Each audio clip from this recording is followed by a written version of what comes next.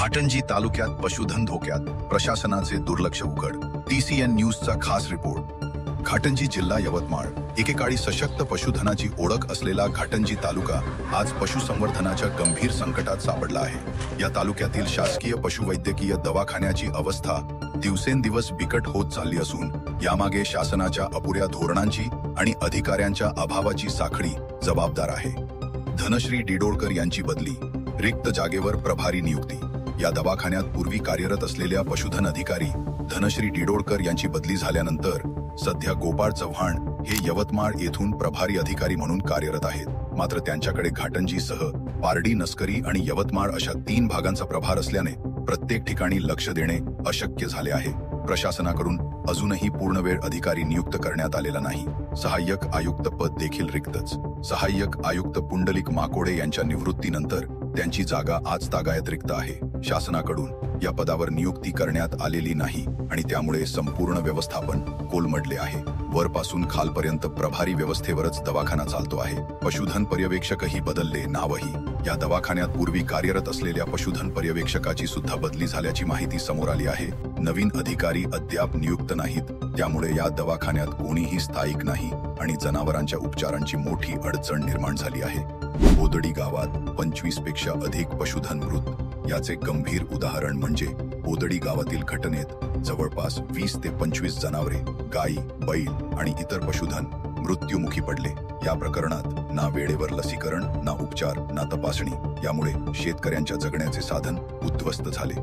माझा एक बैल मरण पावला, मोठा होता आवताचा. 50 ते 60 हजाराचा बैल होता तो.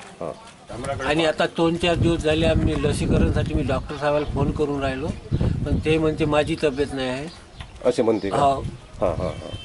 तर त्यांनी ते काहीतरी लस उपलब्ध करून द्यायला पाहिजे असे डॉक्टर म्हणते का? कुठले डॉक्टर आहे ते? हे घोटीवाले रत्ने साहेब. त्यांना मी 2-3 दिवस झाले फोन करून राहिलो, लसीकरण घेऊन द्यावा जे राहिले ते. पण ते म्हणते माझी तब्येत नाही, उद्या येतो, परवा येतो, असं चालू आहे त्याचं. म्हणजे डॉक्टर विजिट काही मारून नाही राहिले? नाही, इतक्यात काही मारून नाही राहिली, त्याचीच प्रकृती नाही म्हणता येते. कारण अजून काही कळलेलं नाही आहे, पण अचानक ढोरं 15 ते 20 नाही 50 ढोरं दगावलेले आहे गावात. आणि त्याचं रोगाचं निदान काही लागलेलं नाही आहे. आमचे स्वतःचे 3 ढोरं दगावलेले आहे, भावाचे समजा. एक गाय, 2 बैल अशा टाईप स्थिती गेलेली आहे. कारण काही अजून सापडलेलं नाही आहे. तर डॉक्टर तुमच्या इथं दैनंदिन येते का? हो, डॉक्टर येते.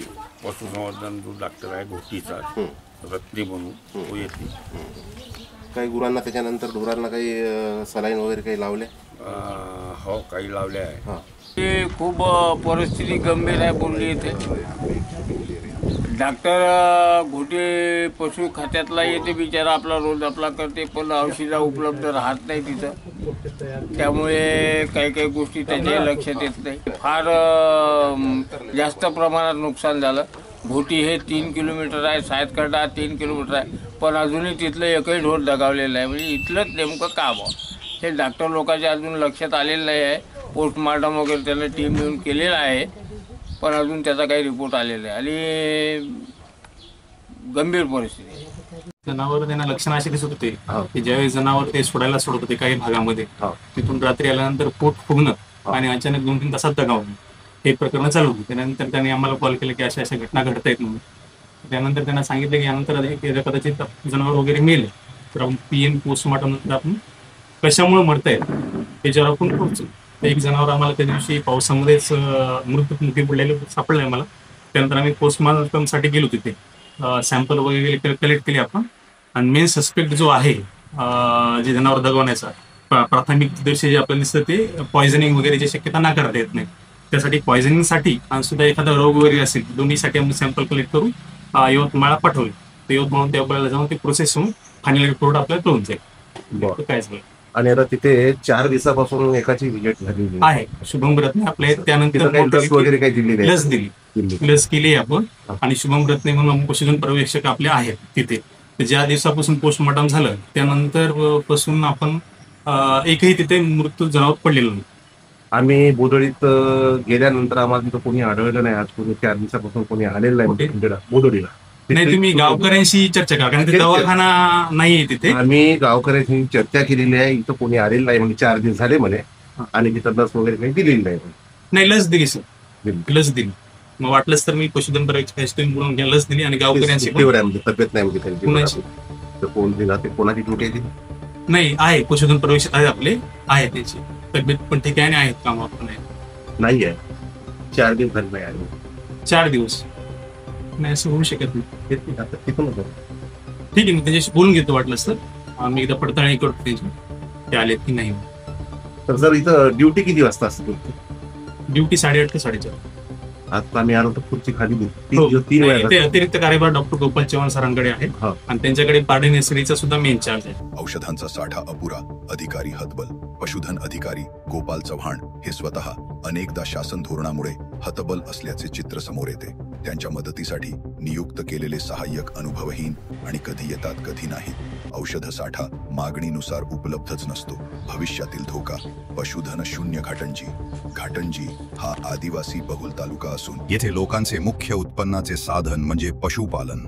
जर हीच व्यवस्था अशी कोलमडून पडत असेल तर तो दिवस दूर नाही जेव्हा घाटंजीमध्ये पशुधनच उरणार नाही. सरकार आणि प्रशासनाला सवाल, जबाबदार कोण? प्रभारी नियुक्त्या का?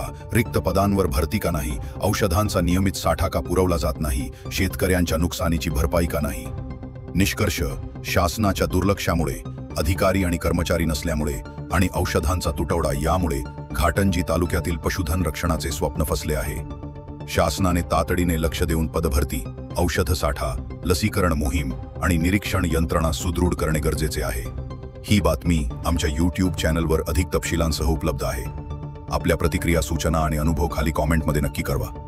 आमचे बातमीपत्र आपणास आवडत असेल तर नक्कीच लाईक करून चॅनलला सबस्क्राईब करा व बातमी शेअर करा. भेटूया उद्याच्या नवीन घडामोडी सह. शुभरात्री.